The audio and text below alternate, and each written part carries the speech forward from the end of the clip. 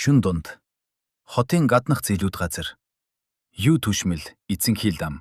20 гаруй ном сумтай цэрэг Шэн И, Махчин-жан, Чэнжинар алхаж явна. Юу түшмэл яран алхаж үе Шэн И рүү муухай харна. Шэн И, чиний хариуцлагагүйгээс болж миний хүү алга болсон. Хэрвээ түүнд муу юм болвол би чамайг ална. Тэд нэгэн сүйдрэгчтэй газар ирлээ. Сүйдрэгчний доор 2 хүн сууж байв. Нэг нь өндөр, хүдэр чирэг, үсэрхэг гартай залуу. Нөгөө нь жижигхэн биетэй, сүрэл малгай өмссөн өвгөн. Тэр өвгөн нуруугаа харуулan сууж ямар нэгэн зүйл идэж байлаа. Яс мүлжих чимээ тод сонсогдно. Махчин-жан зогтусав. Шэн И, болгоомжтой байгаарай. Энэ 2 хүн биш. Энэ 2 бол сармагчин чөтгөр. Шэн И толгой дохив. Тэр аль хэдийн мэдэрсэн байв. Өвгөн сармагчин бол анхан шатны орил үедээ байгаа маш хүчирхэг чөтгөр. Залуу сармагчин ч бас дутхгүй хүчтэй. Дээр нь эцэнхий лам, 20 гаруй цэрэг. Энэ бол үхлийн мөрх. Юу түшмэл гүйж очоод сүгдэв. Сармагчин эзэнтэн, би амлсандаа хүснэ. Би Шэн Ийг агчиллаа. Одоо миний хүүг буцааж өгөөч. Өвгөн сармагчин хоолоо идэж дуусаад гараа асчив. Тэр эрвиж харахад ширээн дээр 13 ширхэг жижигхэн гавлын яс өрөөстэй байлаа. Тэд бүгд хүүхдийн гавлын яс. Цэвэрхэн мүлжсэн, гялалдсан яс. Өвгөн сармагчин шүдээ чигчиж байгаад юу түшмэл рүү харна инэв. Баярлалаа. Сайхан хоол байлаа. Юу түшмэл хөшчихлөө. Тэр ширээн дээрх гавлын яснуудыг тоолов. 1, 2, 13. Түүний хүү аль хэдийн идэгдчихсэн байв. Үгүй. Юу түшмэл газар унаж орилж эхлэв. Миний хүү. Махчин-жан ууртаагаар эцэнхий лам руу харав. Чи мэддэг байсан уу? Чи хүүхдүүдийг чөтгөрт хоол болгож өгсөн хэрэг үү? Эцэнхий лам мөрөө хавчив. Би зүгээр л тушаал биелүүлсэн.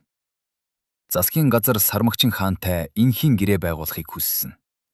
Шэн И шиг тэнэгүүд үүнийг ойлгохгүй байгаа юм. Юу түшмэл галзуурсан мэд Шэн И рүү дайрав. Шэн И, чи яагаад зогсоод байгаа юм бэ? Чи чөтгөр адагч үсттэй.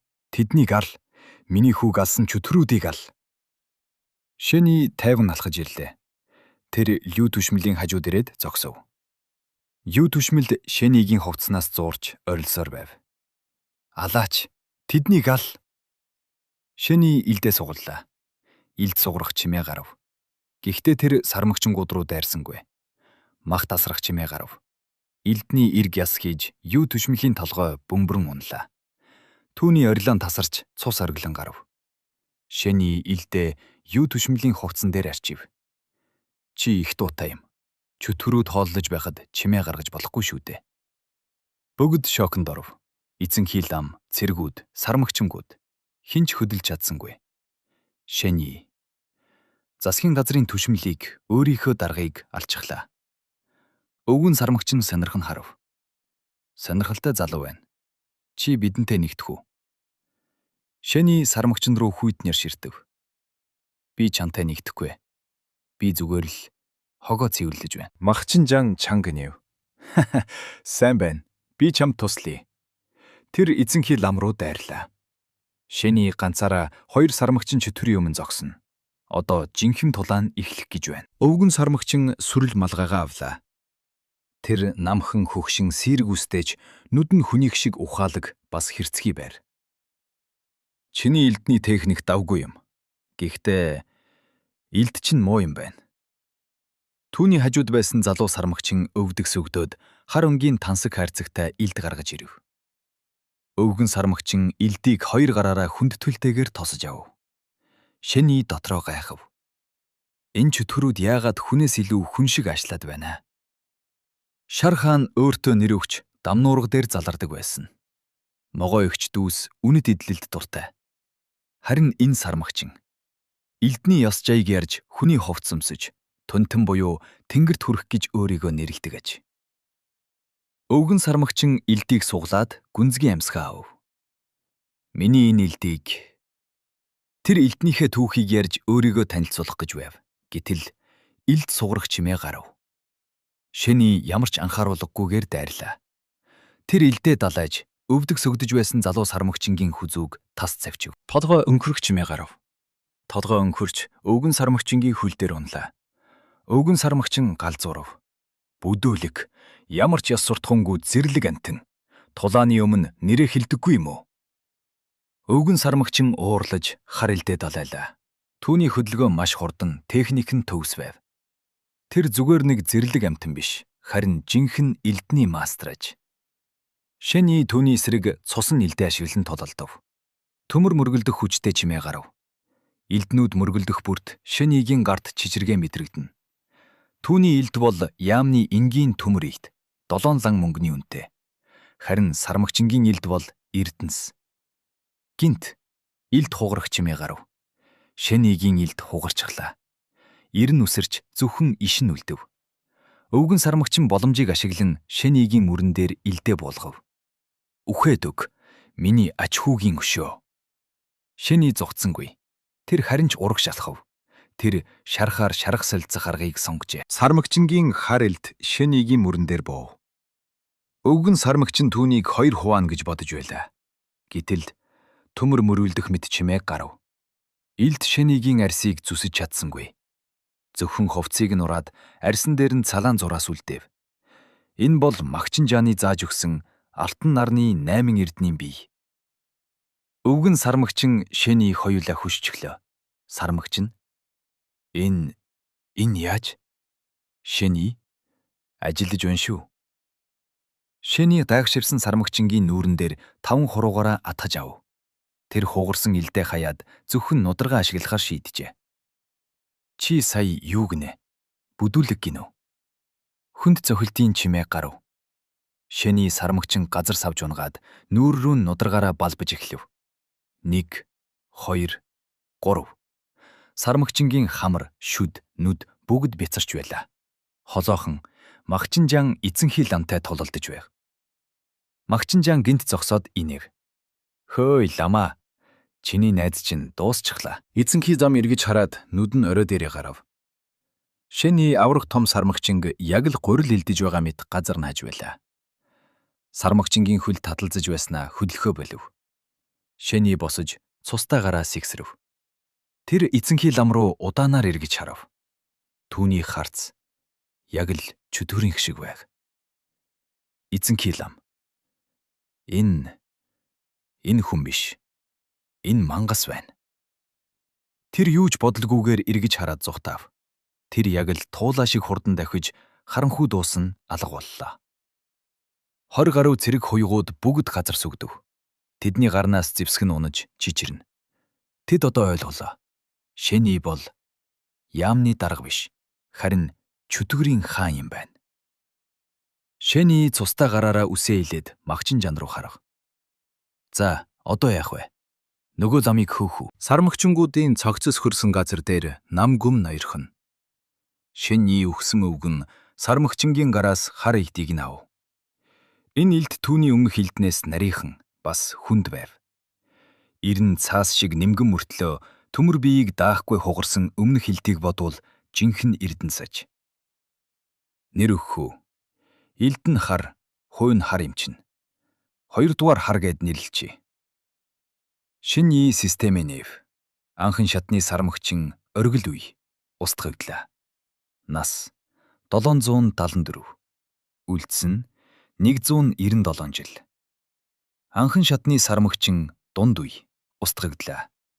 Нас 731. Үлдсэн 270 жил. Нийт чөтгөрийн нас 651 жил. Шин игийн нүд гэрэгтэв. Бар чөтгөрийг алаад 200 гаруй жил авсан. Гэтэл одоо ганцхан толоонаар 650 жил. Тэр ширээн дээрх хүүхдийн гавлын яснуудыг хараад баярлсан сэтгэл нь хүрв.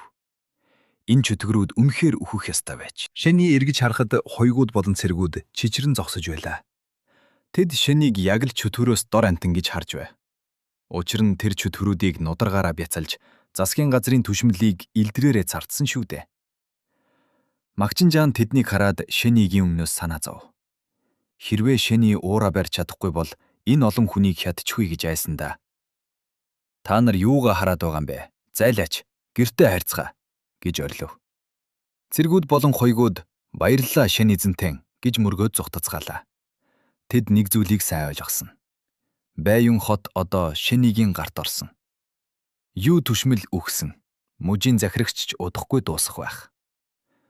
Магчинжаан Шени дээр ирээд чи үнэхээр тайван байх юм аа. Би чамайг уурандаа тэднийг арчих байх гэж айлаа. Хит их арлаг хийвэл чөтгөр болж хувирах аюултай шүү гэж сануулав. Шин дунд мужийн захирагчийн харш. Захирагч хөлөө халуун усанд дүрээд сандран хүлээж байв. Гинт хаалга хүчтэй нэгдэж эзэн Хилам гүйж орж ирлээ. Мөнгө. Миний мөнгийг өг. Би явлаа. Тэр Шени чин хүн биш, чөтгөр байна. Тэр биднийг бүгдийг нь ална. Захирагч түүнийг тайвшруулах гэж оролдов. Чи юу яриад байна? Тэр зүгээр нэг хуйг шүү дээ. Миний багш намайг хамгаал гэж явуулсан биз дээ. Эзэн Хилам захирагчийн захнаас зуурав. Хамгаалгаа. Тэр мангасын өмнө хинч тисэхгүй. Мөнгийг минь өгөхгүй бол би чамайг алан шүү. Гэтэл эзэн Хиламын бие гинт хүшиж нүдэн томров. Түүний хоолойд үс шиг нарийнхан зүү зогтсон байлаа. Тэр үг хэлж чадалгүй захирагчийн өвөр дээр унаж үхв. Харанхуугаас нэгэн залуу инээмсэглэн гарч ирэв. Тэр гартаа чихэр зардаг мод барьсан. Яг л гудамжны 8-чин шиг харагдан. Хөөй, хөгшин ах минь. Хитрхи чанга дугараад байх юм. Түүний араас гуйлагчин, баян худалдаачин, тэрэгчин гээд өөр хувцастай 10 гаруй хүн орж ирлээ. Тэд захирагчийг тойрон суув. Тэдний харц хүүтэн, бардан байлаа. Хамгийн сүүлд нэгэн өндөр ир орж ирэв. Тэр тас хар өнгийн тансаг дээл өмссөн, мөрөн дээр нь догшин чан болон 3 үйл хатгамалтай байр. Энэ бол чөтгөр дарах хилцийн Ахмад. Захирагч чичрэн асуув. Та нар хэн бэ? Хар дээлтээр сандал дээр суугаад эзэн Хиламын цогцыг хайхамжгүй өшөглөв. Намайг Ли Шинхэн гэдэг. Чөтгөр дарах хилцийн Ахмад. Тэр захирагч руу инээмсэглэв. Чөтгөрүүдтэй нийлж хүүхэд хулгайлдаг захирагчаа. Өөрийгөө хүлээд шийтгэлээ хүлээ. Захирагч газар унлаа. Түүний засаглал дууслаа. Жинхэнэ томчууд хотод иржээ. Шени Чэнжи Магчин жанрыг явуулаад гэр югэ алхав. Сармагчин, бар, нохой. Хотыг зовоож байсан бүх чөтгөрүүд үхсэн. Одоо түүний амьдрал арай тайван болох байх гэж найдана. Гэрийнхээ гадаа ирээд тэр зогсов. Гэрэл нь асаалттай байлаа. Лим байваа унтаагүй хүлээж байв. Тэр ширээний ард суугаад ном хууж бичиж байсан ч зүүн гараа чанга гатгсан харагдана. Тэр Шенид санаа зовж байлаа. Энэ муу хуйг өгчээгүй байгаа да. Яагаад ийм удаж байна? Хаалга чихрэх чимээ гарав. Лим байваа үсрэн босож Шенийг хараад нүүрэнд нь баярын мишэл тодров. Чи исчхүү? Шени гадуур хувцас тайлж тавиад ширээн дээрх цааснуудыг харав. Ийм ихийг биччихсэн үү? Лим байваа толгойд охив. Энэ бол дунд шатны эрдэм. Энгийн номтой адилгүй. Хүний биеийн судал, хийн урсгалыг нарийн бичих хэрэгтэй болохоор удлаа. Чи эхлээд гараа угаачих. Би хоол халаагаад ирье. Шени гайхсан ч үг дуугүй гараа угаав. Лим байваа гар тогооноос халуун шүл аяг будаа авчирч тавилаа. Миний багш хэлдэг байсан. Хичнээн их цус үдсэн ч ямар ч аимшигтай зүйлтэй тулгарсан ч хүн хоолоо идэх ёстой гэж. Шени будаага шүлтөө холиод идэж эхлэв. Халуун хоол түүний хүүтэн биеийг дулаацууллаа. Баярлалаа. Лин байваа түүнд нэг зузаан цаас өгөв. Энэ бол хаш шингэн, 4 нэвийн жинхэнэ хий. Энэ бол маш догшин хүчрхэг техник. Дунд шатанд хүрсэн хүмүүс ч үүнийг ашиглахаа сайдаг. Чи одоохондоо сурах гэж яарах хэрэггүй шүү. Бие бэлд. Шени цаасыг аваад толгойд охив. Ойлголоо. Гэхдээ түүний дотор өөр бодол эргэлдэж байлаа. Яарах хэрэггүй гинэ. Надад яг одоо л хүч хэрэгтэй байна. Лим байваа унтахаар яв. Шени орон дээрээ гараад системээ нээлээ. Шин эрдэм. 4 нэвийн жинхэнэ хий. Сураагүй. Үлдсэн чөтгөрийн нас. 651 жил. Шэний бар чөтгөр болон сармагчин чөтгөрүүдээс авсан 3 цөмийг гаргаж ирэв. Тэр мигийг нь амандаа хийгээд насыг юулж эхэллээ. Эхний жил. Та энэ техникийг ойлгох гэж хичээлээ.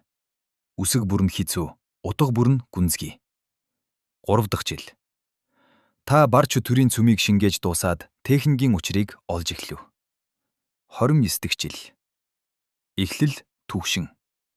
Та хий болон биеийг нэгтгэж сурлаа. 72 дахь жил. Та сармагчин чөтгөрийн цөмийг ашиглаж түүнийгээ шингээв. 130 дахь жил. Та гацчихлаа. Энэ техник дэндүү хэцүү. Таны бие дэх хий хангалтгүй байна. Та залхаж, бууж өгмөр санагдав. Шэний шүдээ зов. Үгүй, би зогсохгүй. Тэр дахиад л насыг юулсээр 260 дахь жил. Таны ухаан санаа манарч, зөвхөн гарч нь хөдөлсөөр байв. Та 1000, сая удаа мигэл хөдөлгөөнийг давтлаа. Гинт. Таны бие доторх хий тесрэг. 4 ивийн жинхэнэ хий. Төгс, төгшин, шин чадвар, сармагчингийн зүрх. Таны авхаалт самбаа, хурд, харайх чадвар эрс нэмэгдлээ. Зарцуулсан нас 260 жил. Үлдсэн нас 391 жил. Шинг ий нүдэ нээлээ. Тэр яг л 260 жилийн турш ганцаараа харанхуй агууд суугаад гарч ирсэн мэд мэдрэмж төрөв. Түүний дотор муухай оргиж, бөөлж их шахав. Энэ бол хит их мэдээлэл, хит их туршлага гинт орж ирсний шинж. Шинг ий уртаар санаа алдав. Эн чинь яг л шалгалтанд бэлдэж байгаа оюутан шиг юм байна. Шинг ий нүрээ үлээ. Гэхдээ үр дүн нь гайхалтай байв. Түүний бие одоо энгийн хий биш, харин жинхэнэ ган хийгээр дүүрчээ. Энэ хий нь элднээс хурц, бамбайнаас бат бүх. Тэр гараа өргөхөд агаар чижлэн дуугарч, түүнийг тойрон үл үзэгдэх хуйг үүсэж байлаа. Одоо тэр жинхэнэ утгаараа дунд шатны хүчрхэг тулаанч болсон. Хотод ирсэн чөтгөр дарах хэлцийн Ахмад Ли шинхэн түүнд аюул учруулж чадах болов? Шин дунд. Шиний орон дээр хөвтөд шинээр сурсан 4 ивийн жинхэнэ хийгээ ашиглаж үзхийг хүсв. Тэр амьсгалдаа төвлөрүүлж 12 алтан цэгдэх хийгээ дуудав. Гинт түүний биеэс хамаг хүчин сарагдах шиг болов. Яг л далайг сорох гэж байгаа мэт боловч түүний доторх хүч зөвхөн ганц аяг ус шиг л байлаа. Шиний сандран зогсов. Ойлголоо. Энэ техник дэндүү хүчтэй учраас нэг удаа ашиглахад л биеийн бүх хүчийг бардсан байна. Үүнийг энгийн үед биш, зөвхөн үхэх сэххийн тулаанд эцсийн хүзэр болгон ашиглах ёстой аж. Гэхдээ хэрв би үүнийг ашиглачихвал дараа нь яаж хүчээ нөхөх вэ? Жирийн үед нэг алтан цэгийг дүүргэхэд 5 жил шаардлагатай. Тэгэхээр би чөтгөрийн насыг ашиглаж хүчээ хурдан нөхөж болох юм байна. Шэний инээмсэглэв. Түүнд одоо 391 жилийн чөтгөрийн нас үлдсэн. Энэ бол түүний нөөц батарей.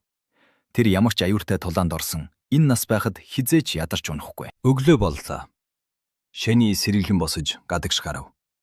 Ийм байваа арын хашаанаас гарч ирээд гайхан харав. Чи өнөөдөр их хөвт босох шив? Бас нэг л баяртай байх чинь. Мөнгө олоо юу? Шэний инээмсэглэв. Тийм ээ, бараг л. Тэр одоо өөртөө итгэлтэй байлаа.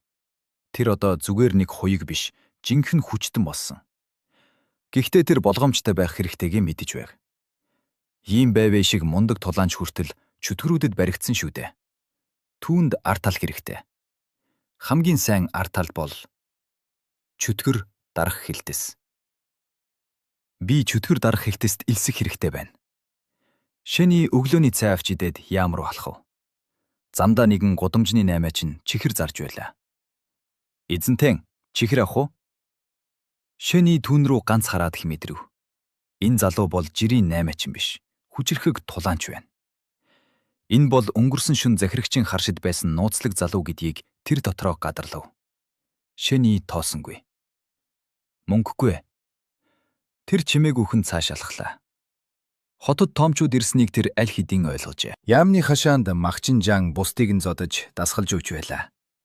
Нью ах дүүс гомдлоо. Бид зүгээр л хоёг байхыг хүсэж байна. Чөтгөлтэй тулалдах аюултай шүү дээ. Махчин Жан тэднийг өшөөлөв. Тэнгүүд. Чөтгөр дарах хилтэст орвол ямар их цалин, ямар их эм тан авдлыг мэдхүү. Тэд жирийн хоёгуудыг хүртэл анхан шатны мастер болтол нь имээр өгжиж бэлтгэдэг юм. Шеми сонирхон орж ирв. Тэд үнэхээр тийм их хүн хүчтэй гэж үү? Тэгээд яагаад чөтгөрүүд байсаар л байгаа юм бэ? Магчинжан санаа алдав. Яагаад гэвэл чөтгөрүүд ч бас хүчтэй. Чөтгөр дарах хилцийн цэргүүд яг л тариа шиг ургаж галж ирдэгч, яг л тариа шиг хадуулаад өгт юм. Тэр Шэни рүү харав. Гэхдээ жинхэнэ гоц авьяаснууд өөр шүү. Жишээлбэл мужийн ерөнхий командлагчийн шав болох чөтгөр алагч. Тэр охин 10 жилийн дотор дунд шатны оргилд хүрч чөтгөрүүдийг яг л гахаа шиг нядагдаг болсон. Шэни гайхлаа. Охин гинэ? Тэр ямар нэгэн баяны нууц хүүхэд юм уу? Магчинжан толгоос ихсрэв. Үгүй ээ. Тэр бол чөтгөр алагч. Тэд хамгийн сайн хоолыг идэж, хамгийн хүн сургуулалтыг хийдэг. Тэд ганцаараа уулгадаар хисэж, чөтгөрүүдийн мэдээллийг цуглуулж алдаг юм. Улсын хэмжээнд алагдсан их чөтгөрүүдийн тал хувийг чөтгөр алагчид устгасан байдаг. Шэнигийн нүд гэрэгтэв. Чөтгөр алагч. Ганцаараа хисэж чөтгөр алдаг. Энэ бол яг л Шэнид тохирох ажил байлаа. Бусдаас хамааралгүйгээр зөвхөн чөтгөр алж насаа уртасгах ажил. Шэни дотроо шийдэв. Тэр чөтгөр алагч болох болно. Яамны хашаанд Магчинжан тулааны ертөнцийн сонин хачин түүхүүдээс ярьж өгнө. Уулын хулгайч бангийн архийг уугаад буцаагаад савнд нь шээгээд үлдээсэн түүх, бас нэгэн сүмийн лам бурхны хөшөөний хажууд нүцгэн хүүхнүүдийн зураг өлгөөд хийдээсээ хөөгцсөн тухай ярив. Шэни түн рүү гайхан харахад Магчинжан маадгарыг нээв. Тэр лам нь бий байсан юм аа. Намайг хөөхөөс өмнө нэг сайн дүрсгүүтэж уурыг нь хүргэх гэсэн юм. Юу түшмэл болон чөтгөрүүдийг азнаас хойш бүтэн 5 хоног өнгөрчээ. Яаман дээр нэг ч хүн гомдол гаргаж ирсэнгүй. Хот тэр чигтээ нам гүм. Шэни энэ хугацаанд Магчинжантай бэлтгэл хийж туршлаа нэмэгдүүлсээр байв. Тэр хотоос гарч чөтгөр агнах тухай бодсон ч Магчинжан ганцаараа явдаг чөтгөр гэж байдаггүй. Бүгд том бүлэглэлийн дор байдаг гэж сануулсан тул түр азнахаар шийджээ. Шэни чөлөө цагаараа системээ ашиглаж байлаа. Тэр 37 жилийн чөтгөрийн насыг зарцуулж өөрийн хөлийн техникээ сайжруулав. Шин эрдэм. Цагаан сармагчин авраг могоогоор наатгана. Төгс төгшин. Одоо түүнд нэг 185 жилийн нас үлдсэн. Тэр цусан илдээ дунд шатны төвшөнд гарах гэж оролдсон боловч нас нь хүрэхгүй байр. Орой боллоо. Шэни чинжигээр зах дээрээс хамгийн сайн чанарын хоньны хавирга захиж авах болов. Сүүлийн үед Лин Бэйбэгийн хоолны гарын дүү сайжирч, Шэни өдөр бүр түүний хийсэн халуун хоолыг идэхийг тэсэн ядан хүлээдэг болжээ. Гадуур зардаг хуурай талах, давстай мах одоо түүний хоолоогоор давхаа больсон байв. Тэр хоньны махаа барьсаар гэрийнхээ хаалгыг сэтрэж хангалуун нээлээ. Гэрт ороход гар тогоонд хүн байсангүй. Шэни гайхан зогсдол. Гинт ардаас нь 2 гар орж ирээд түүний бэлхүүсээр чанга тэврв. Таних цагаан ханцуй, зөөлөн бугуй.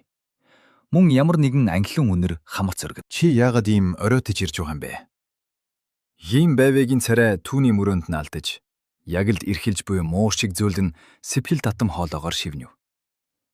Би чамайг саналаа. Шэни чимээгүй зогсно. Түүний гарт байсан хоньны хавирга газар унав. Лин Бэйбэ түүний нүд рүү ширтэнэ. Чи яагаад дуурахгүй байгаа юм бэ?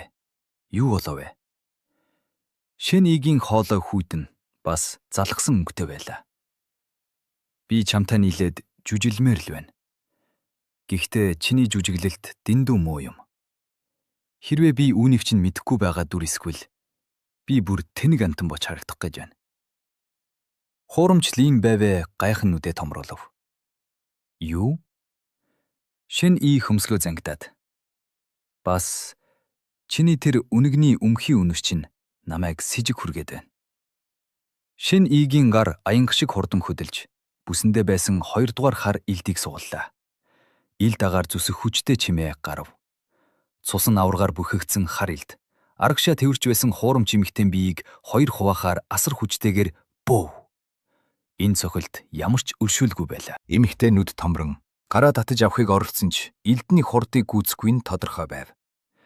Элд түүний цагаан хүзүүнд тулах яг тэр мөчөд өрөөнд гинт зэс хонхны жингэнэх чимээ цуурайтав.